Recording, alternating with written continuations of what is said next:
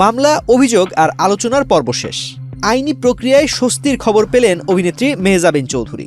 হুমকি ও ভয় দেখানোর অভিযোগে করা মামলা থেকে অব্যাহতি পেয়েছেন মেহজাবিন চৌধুরী ও তার ভাই আলিশান চৌধুরী।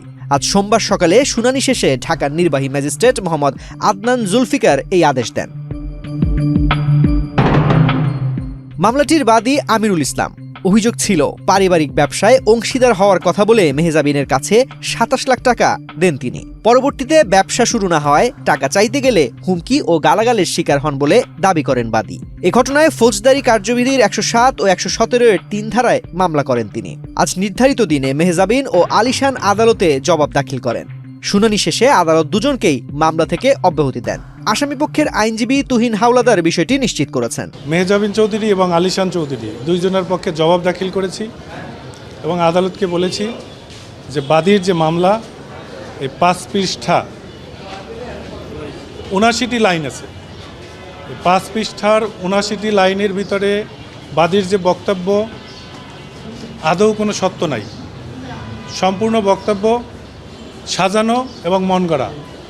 স্যান্ডেলিনা সো, রূপচর্চায় আভিজাত্য।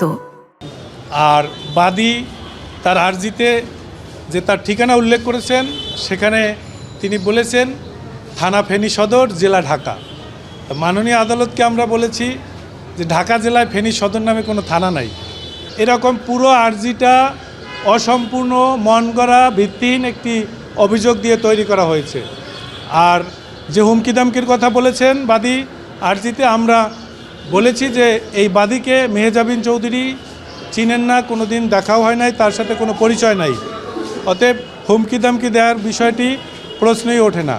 মাননীয় আদালতকে আমরা বলেছি যে বাদীর যে অভিযোগ, এই অভিযোগের পক্ষে তার কোনো প্রমাণ নাই, সমর্থনে কোনো কাগজপত্র নাই এবং যৌক্তিক কোনো বক্তব্য মাননীয় আদালতে উপস্থাপন করতে পারেন নাই।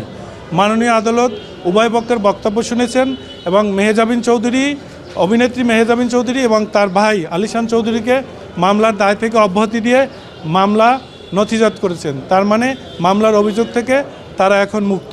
মেহজাবিন চৌধুরী আদালতকে বলেছেন যে তার সাথে আমার কোনোদিন পরিচয় হয় নাই, দেখা হয় নাই এবং আমি তাকে চিনিও না। হুমকি তো অনেক দূরের কথা। সে বিষয়ে বাদীকে আবার মাননীয় আদালত জিজ্ঞাসা করেছেন যে অভিনেত্রী মেহজাবিন চৌধুরী কি আপনাকে হুমকি দিয়েছেন? বাদী আদালতকে বলেছেন যে না, উনি হুমকি দেয় নাই, ওনার ভাই হুমকি দিয়েছে। সেক্ষেত্রে আমরা মাননীয় আদালতকে বলেছি যে তার ভাইও যে হুমকি দিয়েছে এর সমর্থনে কোনো প্রমাণ নাই এবং যে হাতিরঝিলের ঘটনাস্থলের কথা বলে সেখানে সবসময় লোক থাকে।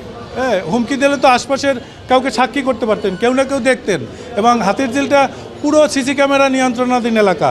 সে সংশ্লিষ্ট থানায় অভিযোগ করলে ওখান থেকে প্রমাণ সংগ্রহ করতে পারতেন। এ ধরনের কোনো প্রমাণ নাই। শুধু শুধু হয়রানি করার জন্য অভিনেত্রী মেহজাবিন চৌধুরীকে বিরুদ্ধে মামলা করা হয়েছে এবং মাননীয় আদালত জিনিসটি বুঝতে পেরে এই মামলা থেকে তাদের অব্যাহতি দিয়েছেন। আইনি প্রক্রিয়ায় এই মামলার এখানেই আপাতত ইতি। মেহজাবিনের জন্য এটি নিঃসন্দেহে স্বস্তির খবর।